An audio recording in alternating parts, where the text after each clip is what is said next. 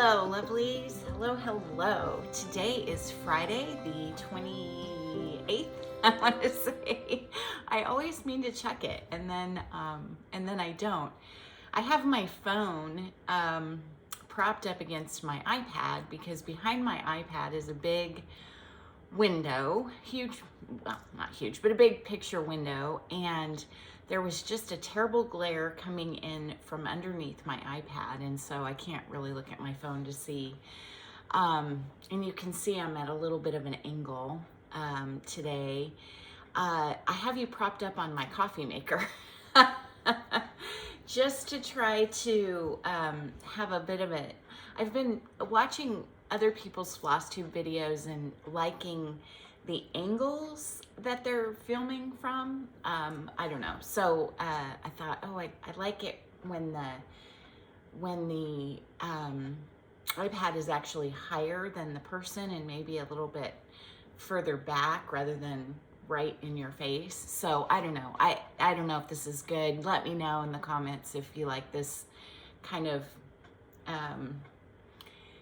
yeah, if you like this angle or you don't. I don't know, as the sun comes up, it's only about 8:20 in the morning, and it's just starting to get light here now, about 7:10, 7:15, and so with the time change. And so I don't know what kind of, I see some glare over here. I don't know what kind of glare we're gonna have this morning, but anywho. Okay, what do I have for you today? Well, first of all, I have filmed this entire video previously and got it edited, and I edited it, and I downloaded it or uploaded it or airdropped it to my laptop and spent 2 days, 2 different times trying to upload it to YouTube, and both times after about 24, 48 hours of upload, it failed and said it could not be processed on YouTube. So I don't know what was wrong with that video. There was nothing different about it. In fact, it had fewer inserts and breaks in it than normal. So I have no idea. I don't know, and that may happen again today, and this may not get uploaded, in which case me telling you about all this is pointless. But I'm going to try it one more time and see if I can kind of figure out what the deal is, or get this one uploaded and try for it. I think it's been about a month, because it was about 2 weeks when I tried to do the other one, and then after about 5 days of trying to upload that to YouTube, I gave up, and so there we have it. Excuse me for having a cup of coffee this morning. This is my second cup. I always have 2 cups of coffee in the morning, one black. My first cup is always black, and my second cup is always cream with a little bit of sugar-free flavoring in it. Try not to be too slurpy, but it's kind of hot. So anyway, let's see. How is everyone? I hope you're all doing well. It's Friday. We are supposed to potentially hit a record or maybe even break a record today here in Nebraska, eastern Nebraska. It is supposed to get up to 85 today, and I think the record is 86.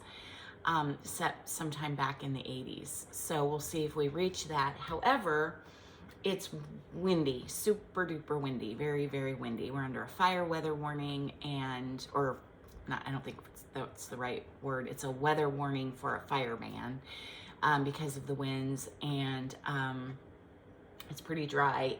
We had a week ago Wednesday, we had a huge blizzard, and it wasn't super cold. We just had really, really high winds and a lot of snow. It literally snowed all day. 100,000 plus people were without power in the general Omaha area, and kind of the Tri-County area that encompasses Omaha and all the suburbs.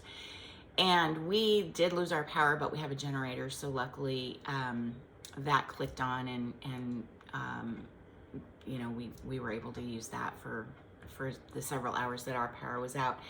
But I was up at church on Wednesday cooking, and I heard that some people were in Blair, in our town, were without power for 5-6 days. So I had no idea that was going on. I told several people, next time that happens, come to our house, because we we have a generator, and can't do everything with the generator. So we've only had the generator for less than a year, and that is the first time it's actually had to run. It kicks on and runs a test run every Monday at 10 a.m. Hello, Bitsy. We have a curious kitty up here. Speaking of kitties, there is a show on Netflix. I think it's a new release, and it is fascinating. I watched it, most of it last night. I need to finish it at some point today. But it's about understanding dogs, and oh my goodness, and it's all about service dogs and pets, and all different breeds of dogs, and just kind of understanding dogs and how they do training with service dogs, and how dogs think and what they see and how they smell, and it's absolutely fascinating. So highly recommend if you're looking for something to watch on Netflix. Anyway, so our generator kicked on. We had power. I couldn't figure out, I was trying to do laundry. I'd started laundry that morning, and it was snowing away and the wind was blowing, and but we were inside and fine. And then in the afternoon, I was still trying to do laundry, and the washing machine kept kicking off. It would run for about a minute and then it would kick off. And I thought, well, maybe there was a power surge. And so I would restart it, and I could not. And then it hit me that when we got our generator, you're a little bit limited. You can't have like the whole house, all the power, everything running. And so it was kind of like, you can either have power to the chicken coop or do laundry. And if the power goes out, we can't, the generator can't do both of those things, along with all the, keeping the freezers operating and the fridge functional and all that kind of stuff. And I said, oh, well, if there's a blizzard, I won't be doing laundry. So what I hadn't realized is that the power had gone out, the generator had kicked on, and I couldn't do laundry. So that was no big deal though. But anyway, so now we're a week, just a little more than a week past. Yesterday was like 75, just absolutely glorious. No wind. And then today, as I said, about 85, but high winds. So it won't be as pleasant to be outside, but nonetheless. So anyway, okay, let's get to it. I have one start, finish, and FFO to show you, and then some old FFOs. I have my March whips, my April whips, and a whole bunch of new starts that I have no excuse nor explanation for. It just is what it is. Okay, so let's start with, and then a little bit to talk about regarding the state of the world. Yeah, and I think I think you'll want to hang out for that. I'm actually going to read you something that someone else, a sermon that a pastor at our church gave several weeks ago that I think is just, I thought was just a lovely way to kind of put things, and maybe a different perspective and way to look at things. So, okay, so I didn't order a ton of stuff from Market. I probably should have brought that over here to show you, but the big thing that I guess there were two things that I really, really wanted. No, I'm going to take that back. There were three things that I really, really wanted from Market. The Heart in Hand Tiny Town Nativity, of course, I had to order that. So guys got that. And then the Blue Flower, what is it called? Baby Animals, maybe, which I just thought was super cool, very neat, and would someday maybe fit in a grandchild's nursery if that day ever comes. Nobody's pregnant, so it's going to be a while, but you never know. And for now, it'll look lovely on my wall somewhere. And then Lily the Frog, the Not Forgotten Farm animal cracker, Lily the Frog. And so I ordered from 2 different people. I'm really trying desperately to order from really small shops. I'm really trying I'm trying not to spend a ton of money on anything, because there's absolutely nothing I need or have to have. But I'm not doing Amazon. I'm not doing Target. I'm not doing Walmart. I'm trying to frequent the local family-owned grocery stores and Costco, and but I'm really trying in my other purchases outside of groceries and especially cross stitch. I'm really trying to give my small amount of business to the real small mom and pop shops. And so I ordered from JensStitchingNiche. Jen is a close friend of mine, and her shop is phenomenal. If you haven't taken a look, go to her shop. It's awesome, and it's all online, and it's fantastic. And then I ordered from Stephanie Webb at Lindy Stitches, and so a few things from both of them. And I think my order from Jen came, I want to say like Tuesday, Wednesday of last week, and my order from Stephanie came Wednesday, Thursday of last week. And kind of late in the day, I want to say, because I remember taking a picture and sending it to friends because they were curious what I ordered from Market. And so late in the day on Thursday, and I got it out, opened it up and got it out, and kind of spread everything out on the counter, and Lily the Frog from Not and Gotten Farm, the chart was in there for that, and kind of looked at the back to see what threads were called for, and I knew I wanted to stitch it on 32 count. I might be able to show you. I have another start of a Not Forgotten, an older piece, Harriet the Bunny. That is it. Harriet? No, it's not Harriet. It's a different one. I can't remember what the name is, but it's another bunny that I started several years ago on maybe like 36 or I don't know, maybe even 40 count, and I'm really struggling with it. I'm gonna have to restart it. I got his whole head done, and it's just the fabric is really tight and really small, and it's stitched 1 over 2, and I just don't care for it. So but I have collected, I think, most all of the animal crackers, but I just was enamored with Lily the Frog, and so I went to and all of the called for threads were Weeks Dye Works, and so I went to my Weeks. I have a cabinet that has all my fancy floss in it, and a drawer for Weeks, and Weeks is probably what I have the least amount of. I just don't have a whole lot of Weeks, and I did not have one single of the called for threads, and I thought, well, that was really dumb. I should have ordered the threads. And so I kind of put it aside and didn't think about it the rest of that night. And the next morning I got up thinking about it with Lily on the mind. And so I went back to my Weeks pile and found between Weeks and DMC and some silks, Gloriana, I found thread that I thought would work, and got a start on it. So this was Friday morning.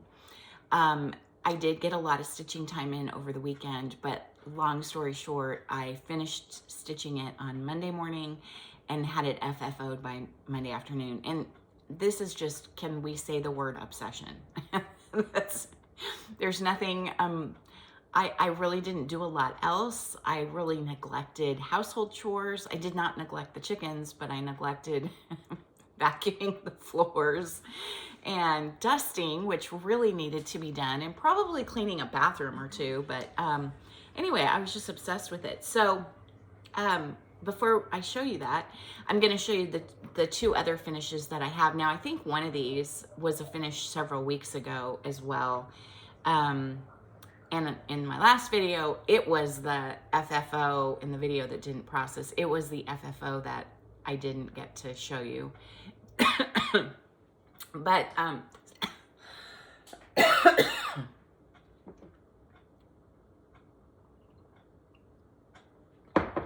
excuse me, a little coughing fit there. But this is one that I finished last year, I believe. I don't remember what her name is or if she has a name, but this is a Not Forgotten Farm. Is that right, or is this Stacy Nash? I can never remember. No, I think this is Not Forgotten Farm also. But I think it's the bunny that she put out last year. And these are smaller than the animal crackers. Man, I might be wrong about that. Now I can't remember who does these, and I'm sure you guys all know and are yelling at me right now. I have PDFs of all of these, and then I have paper charts of all of the animal crackers. So I'm sorry that I don't remember who did this, but I think she's really, really cute. And I did follow, I can't remember whose finishing tutorial I followed for this one. But you know, it's not great. I mean, it's a little wonky, and but you know, you learn every time you finish something. You do learn, and I left too much room down here at the bottom, and so I added these buttons to kind of look like, I don't know, I kind of think I was thinking grass, green buttons to look like grass, but I only had 4, so I don't know, that's probably kind of weird. But she sits actually on a candle holder, and so she looks really cute up there, and especially with, I have spring and Easter out now. And so, yeah, so that was the first one. And then I did, probably 2 weeks ago, I start and finished the little leprechaun guy. I think that's what he is. I think he's a leprechaun. But there is a problem. And if you notice, he's quite a bit smaller than the bunny. And I think they're supposed to be about the same size. I didn't realize until I went to finish it that I had left off about, I think 4 or 6 rows here in his jacket and his pants. And I just missed him. I just missed him. And so he ends up being kind of a short, squatty leprechaun. But by the time, you know, I had done all that, I was not gonna frog all that and take all that out. So he's just a short little guy. And it turns out very cute that he is short like this, because I have a cloche, a little miniature cloche that he fits in very nicely, and he looks really cute. I have a tray and a little vignette, and he looks really good in there. A little bit of green on the back just that I had, and then I made some cording. Did not do a great job. I always forget how to do cording, and I have to watch a video, and I watched oh gosh, I forget whose video I watched. It wasn't Vanna's this time, and I just didn't do a good job of paying attention, and my cording is less than stellar, but it's fine, it works, and you know, it's whatever.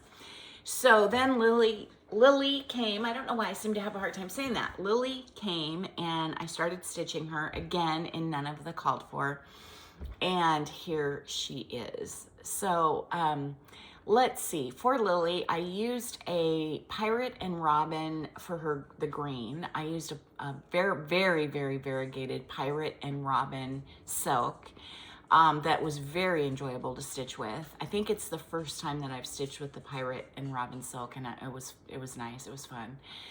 Very smooth and just beautiful. But probably more variegated than I would want her to be, because she has, I guess I can get her a little bit closer. She has spots on her that are to be done in an ecru, or I think it's Weeks Dye Works linen. And so I think it's a little too variegated for, you know, and maybe I should have just not added the spots. And you can see, like, especially in her arm, where some of that variegation is almost tan. And then some of it is a nice froggy green, but, you know, but I was enjoying the thread, and I just kept going. I have since ordered all of the called for weeks, and I'm going to restitch her in all of the called for, because she was really a lot of fun to stitch, and I kind of want her to have a little twin sister who will look, you know, a little bit different from her. I think the called for, she'll be a little bit brighter. Her dress will be more of a pink than a red, and so on. The actual Lily the Frog is carrying holding a bobbin with a stitched piece on it, and it was one over one. It was an alphabet, a long alphabet, and I didn't feel like stitching that after I had finished her. I might at some point. This is not glued on. It's glued to a little piece of wool, and that little piece of wool is sewn on. And so if I decide to change it up or have her hold something different, or it is a little bit big. It's just a bobbin that I happen to have, and it's quite big, but, or I guess that's really technically a spool, right?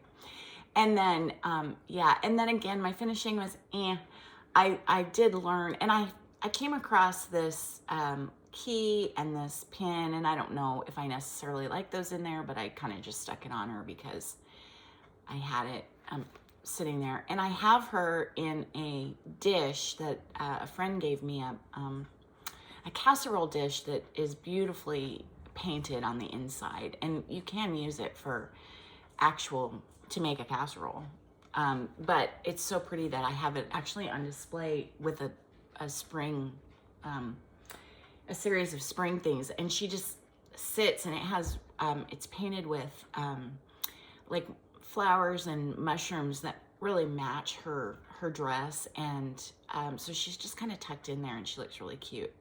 So that's Lily and Leprechaun and Bunny, and they were just, yeah, just a ton of fun. Okay, let's show you, let's talk WIPGO. And so I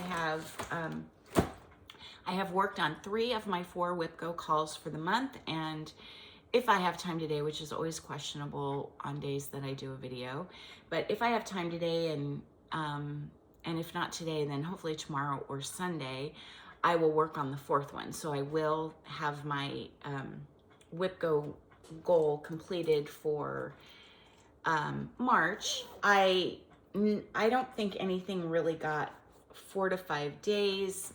Maybe coffee did. So the first thing that was called was Coffee by Al Forrest Embroidery. And again, I can't remember what I said in the video that didn't upload, but this is Coffee by Al Forrest Embroidery. Last time you saw it, it was only about halfway here, with the windows not being filled in. None of the crosses were filled in. Nothing was filled in here on the little, there's just some little single stitches there. And same with the handle, it wasn't filled in. So got the whole, I don't know, I guess it's a coffee pot, a kettle. Got that completed, all filled in, all done. Started the swirlies, did the leaves, had to do some frogging because I started this leaf in a wrong color.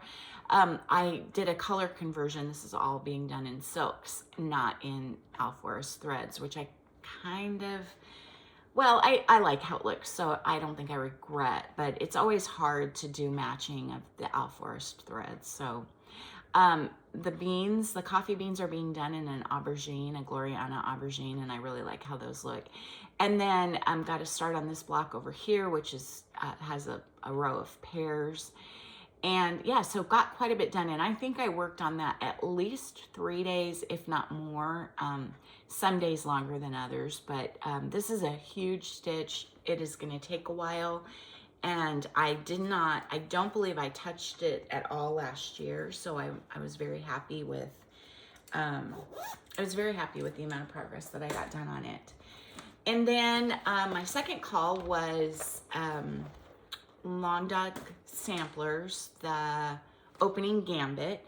Another word for opening gambit, it's a move in chess, and another term for an opening gambit is the Queen's Gambit, and which was a movie that my son introduced me to. My son is a big chess player, loves chess, and I'm stitching this for him. I kind of talked about maybe getting it done in time for his wedding. He's getting married in July, and his fiance, he has taught her to play chess, or I think he taught her, maybe she knew before, but they play chess every once in a while together, and I don't think this will get done for their wedding, and you'll see why, because I have something else that I'm working on. But let's see, what did I get done here? I I did this whole entire dog and the butterflies here. I'm doing all of this is all being done in DMC. This is a DMC, I forget, I think it's a 500 something DMC.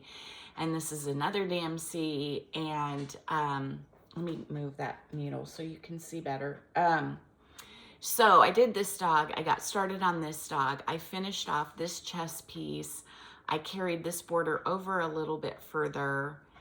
And I want to say there was something here that was left to be finished off. And I don't think I worked over here at all that I recall. But again, got, a fair amount done. And there's no way it's a huge piece. There's no way that'll be finished.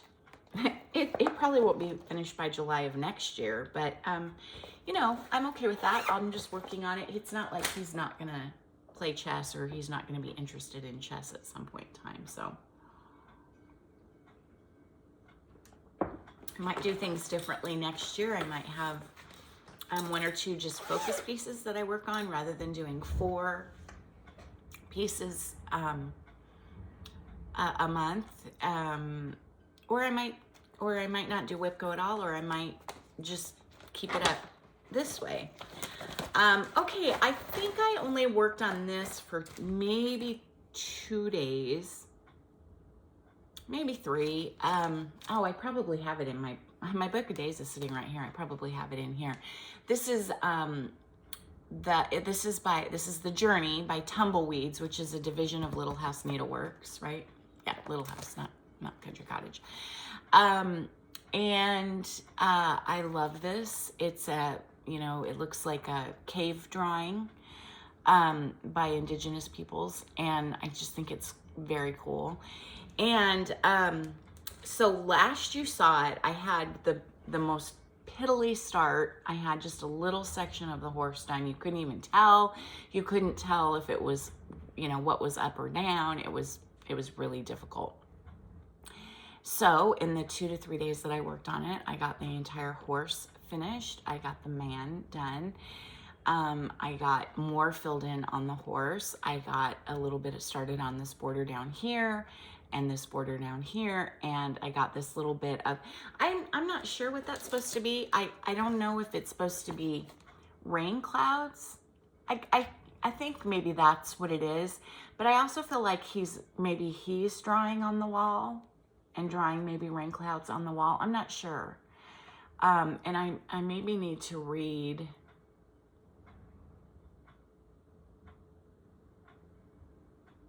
Oh, this is really interesting. Let me read this to you. So this is it Diane that is Little House? I think it is. Yeah, Diane Williams. The Journey is our first Tumbleweeds design from Little House Needleworks. My husband, Ron, who loves the Old West, was diagnosed with cancer in July 2013, and I created this for him. The design depicts the journey he went through during his treatment. I get choked up so easily. He is the wearer upon the horse, and the storm clouds represent his cancer. Below the horse are 7 mountains, which stand for 7 weeks of treatment. To the right is an upward positioned arrow, which is his strength, which comes from his faith. Yeah, so really, really cool. I love that. That's so cool. Anyway, so very, very happy with that. And yeah, just doing that for me. I would love to have a wall of different indigenous people, First Peoples of the Americas, somewhere in my house, but I'm realizing that I have so many different walls that I want with so many different things that I might slowly but surely run out of walls. My 4th thing was the chicken calendar, and that is the thing that I have yet to get to, and hopefully I will this weekend. So it's no different than when you last saw it, but this is just all the months of the year in little blocks with chickens doing various activities. I started with October, probably in September or October of 2024. And these are just chickens and pumpkins hanging out in the month of October. So yeah, so I'd like to get to that here this weekend or maybe today. Okay, since we're sticking with, oh, I was gonna show you, since I always forget to bring my book of days, and I actually brought it this time, here is my March. And I think I stitched every single day so far of March. I haven't filled in Wednesday, Thursday, and today, but I have actually stitched already today even. I always stitch when I first get up. I make that first cup of coffee and I sit down and watch the news and stitch. Sometimes lately I don't watch the news, but I'll listen to my book or whatever. But I think I had 2 days that I did not stitch, and maybe I didn't. Maybe I did stitch every single day. No, I didn't. So here on the 18th, I didn't stitch, but I worked on a crocheted blanket. And yeah, I stitched all the other days. And then over here is my WIPGO and then new starts. And I had a whole bunch of new starts, which I'll show you here in a second. And FFOs. So yeah, so it's kind of fun. I love having a log of my stitching, and I'm not always great about keeping up with it, but I have been so far this year, so that's really enjoyable. Okay, so then we go on to April, and April is already kind of started. I've got some stickers in there and kind of gotten us started. I don't put a lot of stickers, but I do love, and I collect stickers. I love to mail cards and put stickers on cards and all that kind of thing. But okay, so WIPGO, the two numbers called, you probably all know this, were 10 and 4, and I have 2 WIPGO boards, and so I had 4 things called. From one board, it was Serenity by Teresa Kogut and Kringles, which I was very excited that was called. That is on my WIPGO several times this year, so we'll see that again. I think the only thing of my March WIPGO pieces that is on multiple times is Queen's Gambit or Opening Gambit. So you'll see that one again. I don't think you'll see the others unless I just get a hankering to work on one of them. Queen of Hearts, which is almost finished, and I should be able to finish that. That's a Shakespeare's Peddler. And then Take Me Out to the Ball Game, which will be really interesting to see if I Take Me Out to the Ball Game. We'll talk about that in a second. So anyway, just so I can refresh your memory on those. I think I've shown you this. I don't know. This came out, I don't know if it was last year or the year before, but it was one of those things that I saw it and I immediately ordered it. I love Teresa Kogut's charts. I've really tried to pare back on ordering her charts because they seem to all have a lot of stitching in them, and I have a lot in the works. But this was one that I thought, no, I absolutely love this. So this is Serenity. It's a little booklet, or it is a booklet, and it's just beautiful. It's so pretty, and it really goes with so many of the samplers that I've already done. And so I especially liked this alphabet. I thought that was very unique how she did the alphabet, and yeah. So I have no idea. I think I got started on it immediately, and it looks like I have a note in here to myself. Let's see what that note says. No, I guess I don't have a note in here. Oh, I thought, yeah, I do. Oh, I see. This is a project guide that has 2 zippers. So, okay, Serenity by Teresa Kogut. This is being stitched on 32 count maple syrup by Cedar River. I started the 6/21, I think, of 2024. I'm pretty sure. And I worked on it 6/21, 6/22, and 6/23. And then I don't believe I've picked it up since. And wow, I got a lot done. I'm sorry, this is terribly wrinkled. Terribly, terribly wrinkled. But here is,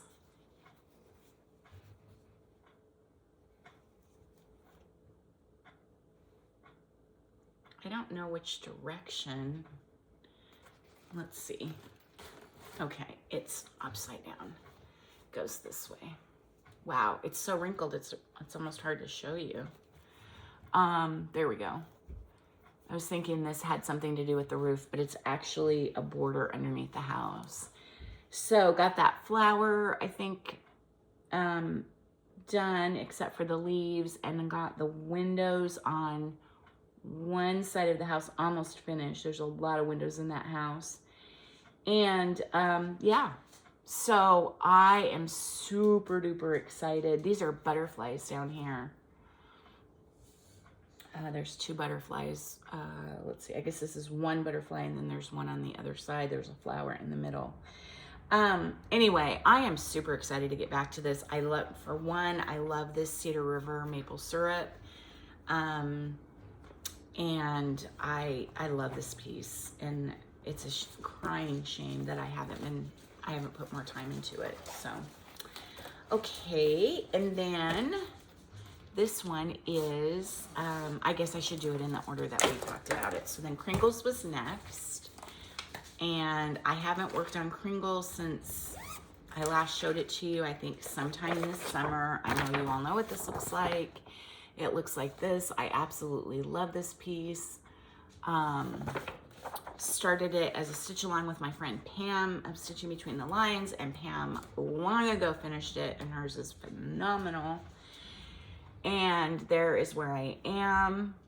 I think I want to say that I finished this block over here the last I worked on it, which it's been months and months. And did a little bit more of the mortar and the brick here. And I think that's, yeah. So long way to go. I really would like to see myself give this a good, you know, a good week, a good solid week of stitching, and then, you know, it'll come out again here soon. Okay, Queen of Hearts by Shakespeare's Peddler. This is one of my oldest whips. I've had this for forever. It's an old chart. I wonder if she has 2014, and I probably didn't get it in 2014. Well, I know I didn't get it in 2014, but I probably got it in like 2016 or something. Bindi is over here being, you know, whining. Can you hear her? I have left the back door open so that they could go in and out because it's beautiful out, and there really aren't any bugs out yet, and especially with the wind. But she wants to go out this door apparently, so I'm probably, or she's just barking because I am not paying attention to her. So anyway, this is Queen of Hearts. I am changing it. what am I doing here? I forget. I truncated it. Oh, I know. I'm taking off the words. I'm just doing Queen of Hearts. I'm just putting those words in. Doing this border up here, just putting Queen of Hearts in, not this wording, and then this border down here. So it's not really, so I think, I want to say I think I can finish this month, but I don't know. I believe the kitchen is completely done. It is kind of hard. This shows up better much better in person, but these are all filled in. It's just a really pale, it's like ecru or something. Really hard to see. But anyway, I love that, and I want that for my kitchen. I have a spot in my kitchen that I want to frame that and put that up. And then this may be, I don't know. I take this out. I started this for my husband eons ago. He doesn't even remember. He and my son are both big baseball people. It's baseball. I'm not a big baseball person, other than my husband is. I do think this is kind of a cute chart, but I don't know.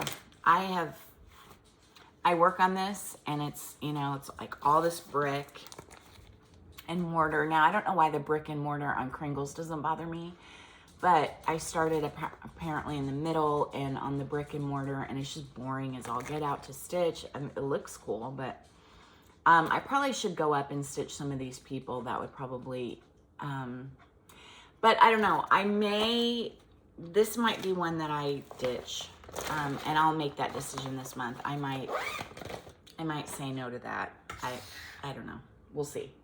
Okay, I am sorry. I didn't think this was going to be that long of a video, but man, we're already at almost 40 minutes. So, okay, guys, I can't remember if I showed you this. So then I had a bunch of new starts, and I don't know why. And I don't even care. Doesn't matter. It's me. I started a bunch of new stuff.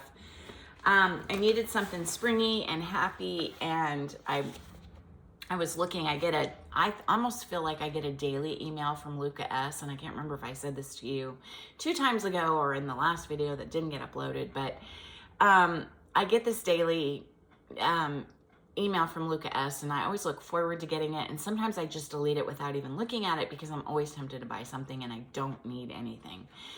And so I looked at it, and there was something that I really, really wanted, and I was like, let's go see. And I was in the mood for spring, and I think the title of the email was even like Spring, Luca S Spring or something.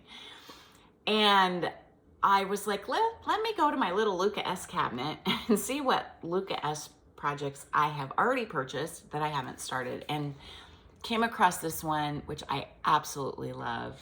So pretty. And I thought, yep, that's what I want. And you know, the nice thing about Luca S is you've got everything. You've got your needles, you've got your floss, you've got your fabric, you've got everything. And I started it in the upper left-hand corner.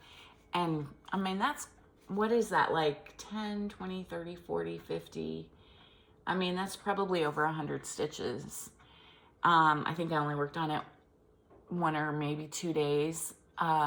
Just working on that sky, on that sky. Can't wait to get down into this, you know, these tans and reds and oranges, because yeah, that blue is I love blue, but boy, that's getting boring. No, actually I wasn't bored at all. I will get bored with it, I'm sure. Yeah, I worked on it 1, maybe 2 days, and kind of got my fill of, okay, that was a fun spring project to be working on, and I'll pick that up again and have it. And then months and months and months ago, I talked to my future daughter-in-law and asked her, she is also a cross stitcher, and asked her what if she wanted a wedding sampler, and she said, oh, that would be awesome, I would love that. And sent her a series of different ones that I liked, and pictures of ones that were available, and asked her to choose, and she chose one. And then I asked her to pick colors, and she didn't. She was struggling with that. And so I kind of put it off and put it out of my head. And then I decided, and I'll insert a picture here of what it's going to look like when it's finished in terms of the design.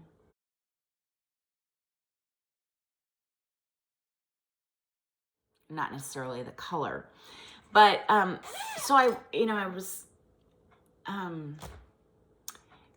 it's like we're trying to navigate this new relationship, right? Like, she's gonna be my daughter. As far as I'm concerned, my daughters and son-in-laws are my children. But you know, in the beginning, that's new, right? And we've known Rachel for a long time, but you know, it's just different, and it's just a different dynamic, and so I don't want to be pushy and, you know, be like, you have to choose. If it were my girls, I would be like, choose what colors you want this to be, because I need to get started on it if we want it done by your wedding. Well, I don't want to do that with her. So, but I started thinking about it, and I thought, well, and as you saw, in most cases, the tree itself is white, and then the hearts are whatever color. Well, purple is her favorite color. And so I thought, well, I'm just going to do a white tree with purple. And yeah, I'm just going to make the executive decision and do that. And, you know, hopefully she'll like it. And so as I was searching for fabric, I came across this lovely lilac. Oh, and that's showing up nicely. This really beautiful lilac fabric. And I found a lovely Pirate and Robin purple floss, and then a lovely Gloriana. This is Gloriana soft white.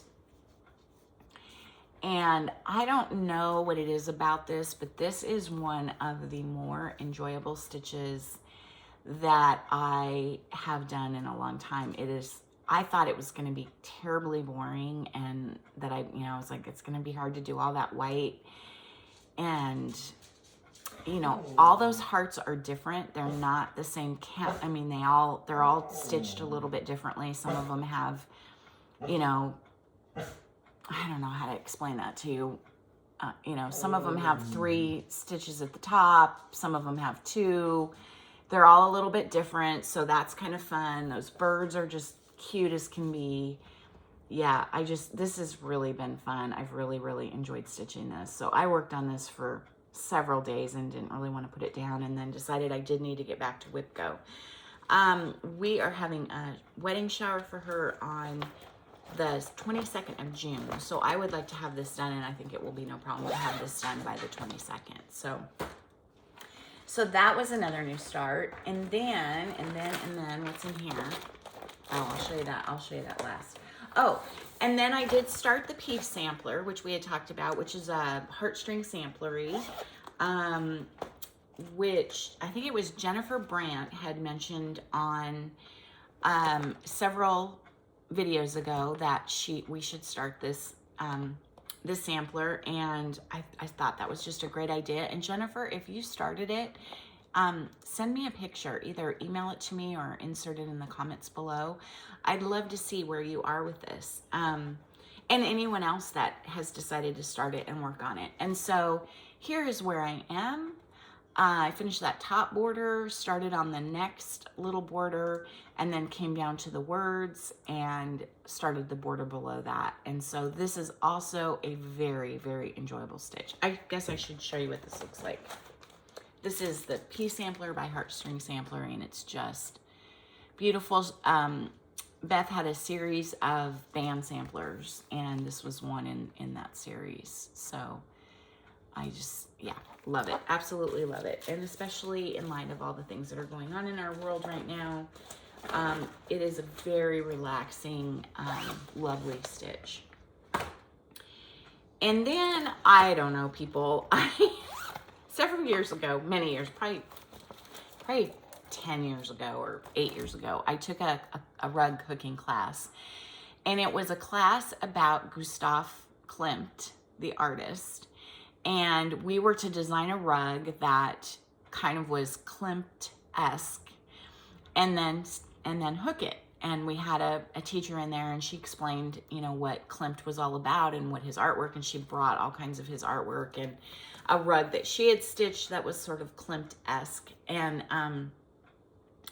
so we learned about him, and we learned about designing rug hooking, and we learned about, you know, kind of using his coloring and that sort of thing. And it was a really great class. I never finished that rug because it was way too big. I had designed it way too large, bit off way more than I could chew, and I just struggled with it from minute one. And I should have done a smaller version, but his paintings tend to be big and huge and incorporate all kinds of different stylization, I guess. I don't know art, so I don't really know what the right terminology is, but I was trying to go for that, and I should have like taken a small section. And anyway, I saw this, I don't know what I was looking at. I was looking at something, and I saw that, I think someone else showed another Barbara Anna, to be honest with you. And I went to 123 Stitch, and instead of that, I saw this, and I just loved it. And so this is called Dreaming of Klimt by Barbara Anna Designs.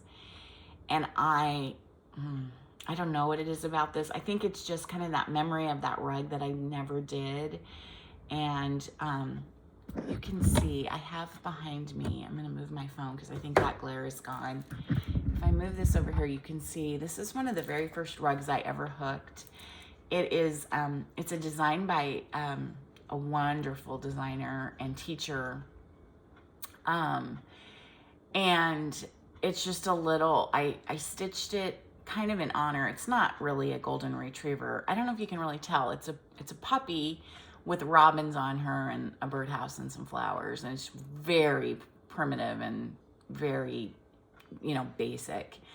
Only a few colors in it, and yeah, but it's a fun spring rug to get out for the spring, and so that was a fun rug. But anyway, I think I just wanted to stitch this for the sake of the rug that never was, the Klimt rug that never was.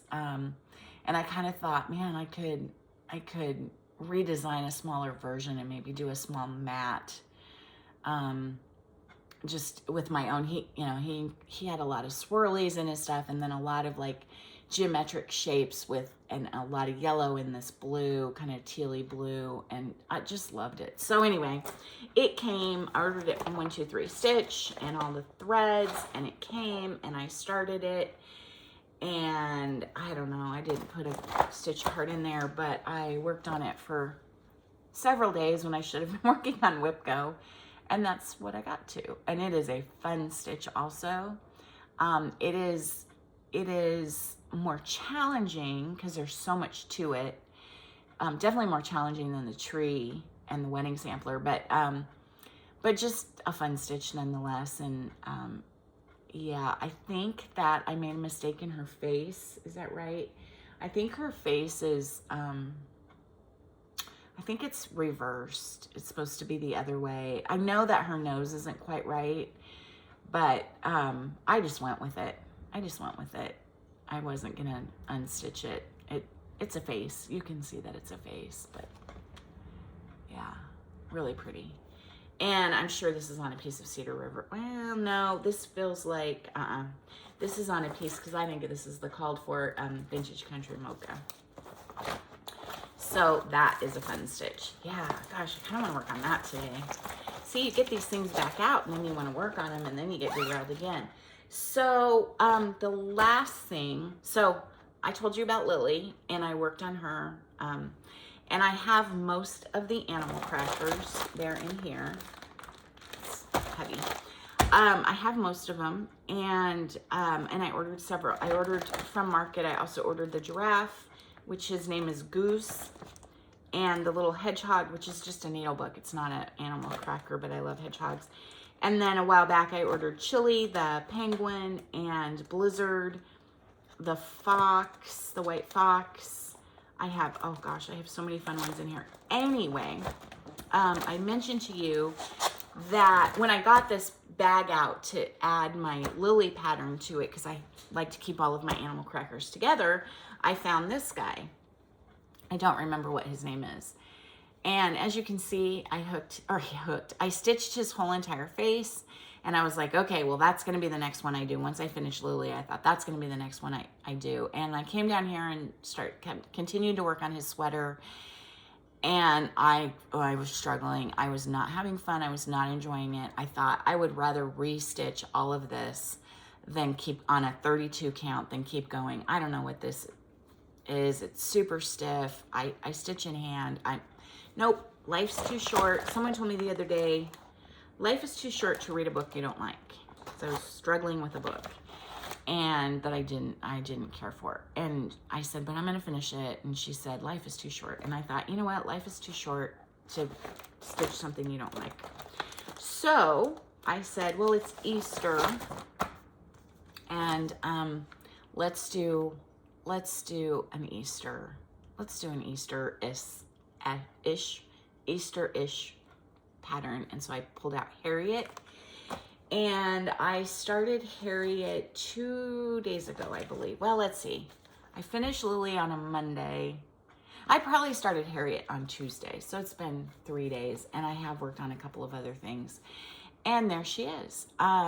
Once again, none of the called for.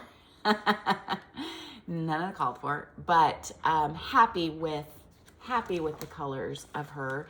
Now, this morning I stitched this row of blue underneath the pink sash, and these every other stitch X's, stitches that are kind of like dots or gingham, I guess, in her dress, and realized it's wrong. There's actually supposed to be 3 rows of pink, 2 rows of blue, and then the individual stitches. So that all has to come out. I mean, all the single stitches here, and then this row of blue has to come out because I need to put another row of pink in.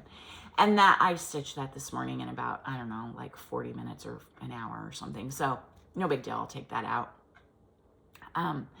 But love her, love her, love her. And I'll do her just like I did Lily. I was going to show you this too. So this is where the spool is sewn. so that if I decide I don't want the spool on there, I just can clip that from the back. But I used a piece of green, linen for the back of her, and I thought that was kind of fun since she's a frog. Anyway, usually I use wool on the back, so I'm not sure what I'll do. And Stacy always does linen, so I'm not sure what I'll do. And I am gonna stitch this little British flag here, because I happen to love Great Britain, the UK, and Canada, and all those places that we apparently want to give a hard time to these days. So I usually don't. I usually we'll switch out a British flag or a Canadian flag for an American flag, but I'm not going to this time. I'm going to stitch the British flag. Okay, that's a really good segue into this next part. So this is from February 27th. So this is a month old plus. A month old on February 27th at our church. I'm sorry, it was the weekend of March 2nd and 3rd, so not quite a month. That Sunday happened to be in our Lutheran church, and it was probably the same in the Catholic church and maybe in other Christian churches, I'm not sure. But it was the transfiguration of our Lord. So that is the story. If you don't know or you'd forgotten, I kind of had to refresh myself on it. That is the story of when Jesus takes, who did he take? Peter, Matthew, and, see, I looked it up and I've already forgotten. Peter, James, and John. Sorry, Peter, James, and John. It's in the book of Matthew. Peter, James, and John to a mountain, up a mountain, and he has the Holy Spirit comes over him, and he is transfigured. He is changed. It doesn't go into a lot of detail in the Bible, but he's changed with this kind of bright light. I picture it as kind of glowing. And then Moses, let's see, who is it? Oh gosh, I'm sorry. I had all of this in my head, a month ago when I told you the story. And then Moses and Isaiah, I want to say, I'm sure it's in here. Moses and Isaiah show up, and they don't really explain how they knew it was Moses, how the apostles knew it was Moses and Isaiah, but they showed up, and Jesus kind of walked into the clouds with them, and there's more to be explained. We had at our church that weekend a guest pastor. Our pastor was away on vacation or traveling, and we had a guest pastor who is a female pastor who works at the Emmanuel Village in kind of south, or in Papillion, which is a suburb of Omaha. And Emmanuel Village is, now my father-in-law doesn't live at the one that she works at, but it's the same organization. He lives in an Emmanuel Village in Omaha. And so she works down there pastoring to the people who live, I believe, in independent and probably assisted living at the Emmanuel, it's an elderly community. And so she came, and it was really funny because Brian and I had really considered not going to church. We like to go on Saturday night at 5:00, or we'll go Sunday morning at 8:15. And we'd really considered not going because we knew Pastor wasn't going to be there, and we didn't know, and we're picky, and this is ridiculous and very entitled, but we were like, well, what if we don't like the substitute pastor? And I said, that's silly, let's just go to church. And so we went, and she gave what I thought to be just an outstanding sermon. Now, this was, again, March 2nd and 3rd, about a week, I believe it was, or maybe just a few days after President Zelensky had been here in the States, had been at the White House, and had been treated so despicably. So she gave the sermon, and I cried through the whole thing, and I'm going to try not to cry now, but I can already feel it coming. I hoped after a month I could get myself together. I wrote her a note thanking her, and asked her if I could have a copy of her sermon and read it to you, share it with you. And she graciously said, absolutely. Her name, and I asked her if I could share this with you, her name is Linda Waltz, Pastor Linda Waltz. And again, she's from Omaha. She works at the Emmanuel Village in Papillion. And I think that this, as a Christian, is what I'm really struggling with right now in my Christianity. And I'm sure this is just my struggle and, you know, my own failings and my own flaws and probably somewhat my own lack of faith. But what I'm struggling with is how we as Christians can be okay with what's going on in our world today, particularly in the U.S., in terms of how we are dealing with migrants and people who are not wealthy. And by wealthy, I mean, you know, I mean, you know, people who are financially insecure, food insecure, home insecure, all of those kinds of things. I don't mean wealthy, truly wealthy people, billionaires and that sort of thing. I just mean people who are struggling. I'm struggling with that because I don't see how we can justify what we're doing and how we're treating people if we want to say that we're a Christian nation, which technically I don't believe we are a Christian nation, but that seems to be the party line of the current administration. So she gave this sermon and I thought it was outstanding, and I'm going to share it with you, and I'm just going to share it with you, and then I don't think I'm going to say anything, and you can take it however you want. If you're not Christian, I would encourage you to still listen to it. I hope that's not a turnoff to say I'm going to read you a sermon, because I think it would, if you're not Christian and you're struggling with the same thing that I'm struggling with, in terms of how Christians are responding, or how some Christians are responding, I think it will give you insight into the fact that, please believe me, not all Christians feel that way. And I think if you are Christian, and you're in agreement with the way that the current administration is handling things, maybe it will give you a different perspective. So here you go. I'm going to read it. There will be nothing more for me to say when it's done. And one of the things that she told me was that she, we went to the first service. We have 3 services at our church: 5 o'clock Saturday, 8:15, 10:15 on Sunday. And she said from sermon to sermon, she added notes and added things and changed things up. So there are some she scanned this for me, and there are some handwritten notes in here. And so I might struggle a little bit reading her handwriting and getting all those in. So just bear with me. So she started it out, and I thought this was really cute and clever. She said, I hate it when the world interrupts the perfectly functional sermon that I had written for the weekend.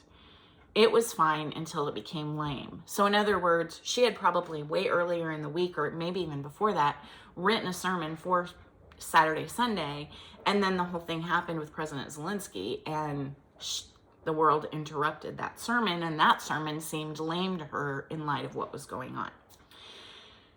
She went, at that point, she said, my notes say, take a deep breath. And she went, woo. She said, so let's start with the gospel. So again, this is the transfiguration of Jesus. First, Luke doesn't call Jesus transfigured. I'm sorry, I said this was in the book of Matthew. It was in the book of Luke.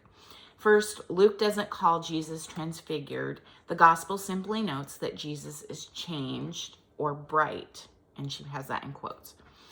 James, John, and Peter, always impetuous Peter, weren't sleeping so soundly that they missed this mystical encounter between Jesus, Moses, and Elijah.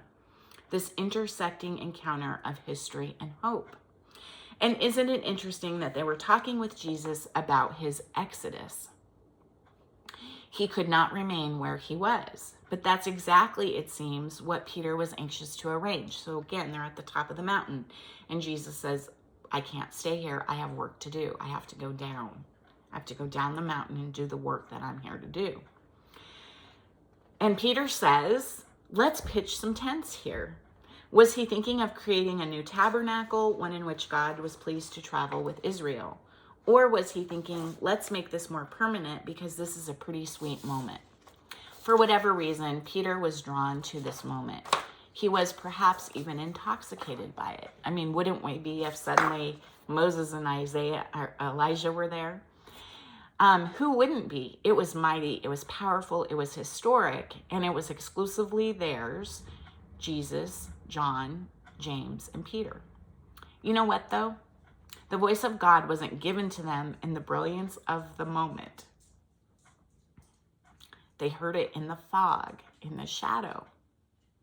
And as much as it might have been tempting, even for Jesus, to remain on that mountain, bathed in that mystery, well, he too was listening for the voice of God, and he knew that he had to begin his exodus.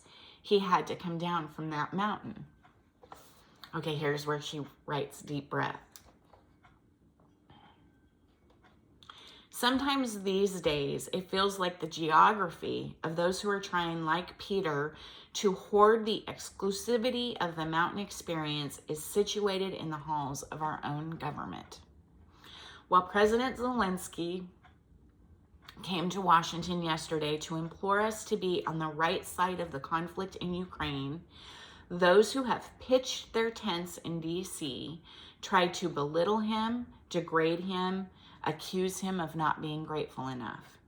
They've pitched their tents and they hold all the cards. But if he plays by our rules, we'll let him play.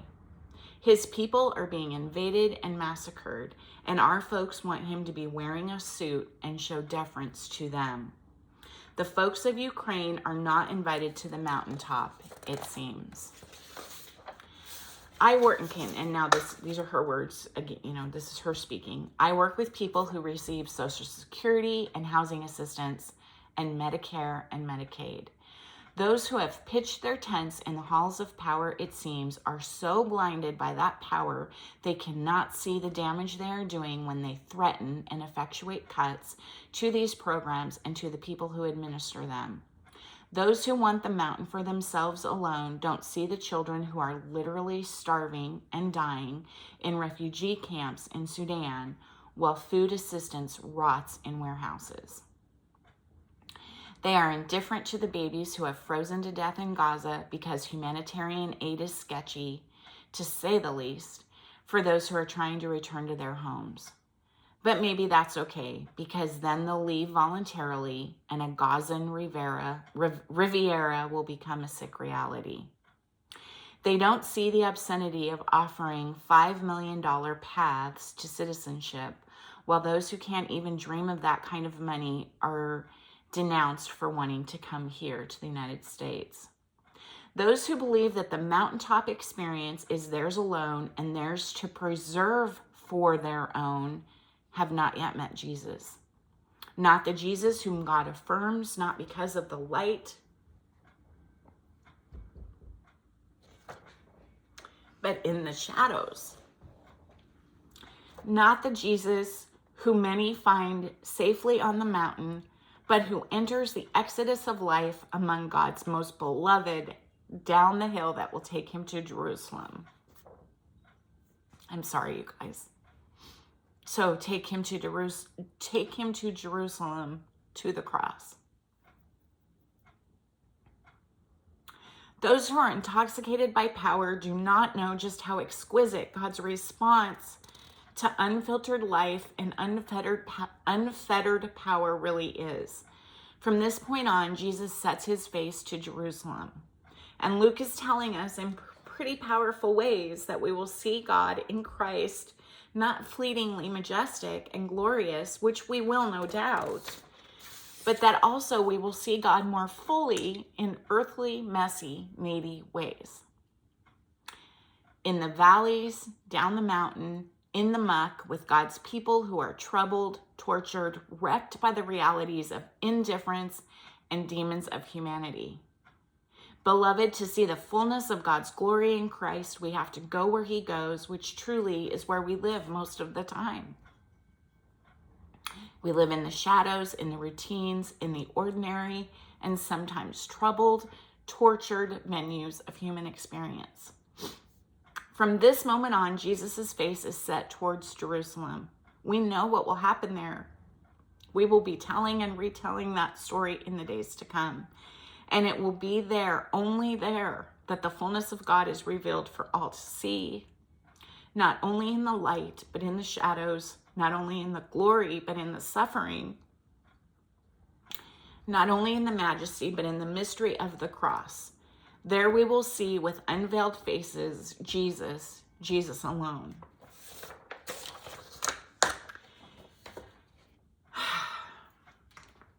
I know I said I wasn't going to say anything else, but so since that time we have deported horribly, inhumanely, 250 people plus without giving them due process, without giving them a chance to say who they are, why they're here, but by apparently looking at tattoos on their bodies and deciding that they were gang members and sending them off to not their own country, but to El Salvador, to a concentration camp.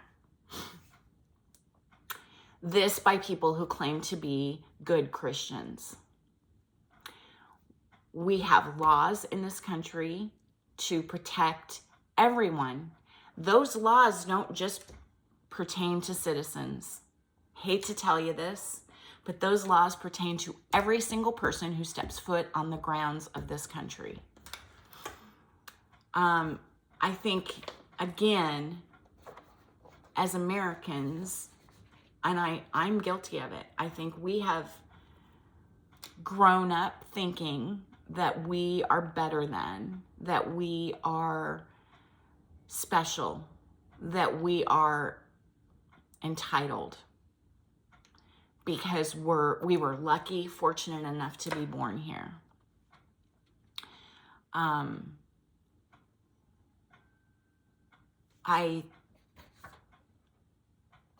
I cannot imagine the God who I believe in is in any kind of agreement with that. Because just as much as I'm a child of God, just as much as all of the people who are running the administration right now are children of God, so are every single one of those men that got shipped off to El Salvador. They are being tortured. They were tortured on their way. They were stripped. They were humiliated. This is not the country I know. This is not a country that I am any longer proud of or proud to be a part of. And I hope and pray we wake up before it's too late and recognize what we are doing wrong and fix this. And one last thing. You and I, if you agree with me, we cannot sit idly by as wealthy, lucky, fortunate, whatever we want to call it, probably white people, and let someone else take care of what's going on with the people of color, with the people who are financially insecure, with the people who are on Medicaid, Medicare, Social Security, all of that kind of thing. We can't sit idly by and wait and see what happens. We have to act. We have to speak out. If you are interested in different ways that we can do that, I have been following on YouTube a woman. She was a lawyer. I mean, she is a lawyer, but her YouTube channel is called Resistance Live. And every day she gives great ideas for things to do. We need to be calling our senators and our congressmen. We need to be, we all can do something different. There are Tesla takedowns. I think tomorrow is supposed to be a big Tesla takedown day all over the country. There are protests going on. There are, and if you're not comfortable doing those things, I've never done a protest in my life. I am thinking about doing Tesla takedown tomorrow, and maybe doing some other protests, but, you know, nonviolent. But if you're not comfortable doing that, write a letter, call your senator, go volunteer at a food bank, go volunteer in the migrant community. So many things that we can be doing to affect change. And yeah, so that's it. There's, you know, nothing more needs to be said. I hope that y'all are doing well. I hope that you are getting some lovely stitchy time in, and that it is really helping you to find your joy. I think it is super tough to find our joy in these times, but imperative. And, you know, spending time with friends, spending time with like-minded people, spending time with maybe not like-minded people that are good people that are willing to have a conversation with you. Spending time, you know, solitary time outside in nature, with your needle and thread, spending time inside, listening to good music, all of those kinds of things, spending time with your family, all of those kinds of things will help us get through this, right? So, and never give up, never lose hope. That's what we have to do. All right, guys, talk to you soon. Take care, be well. See you later.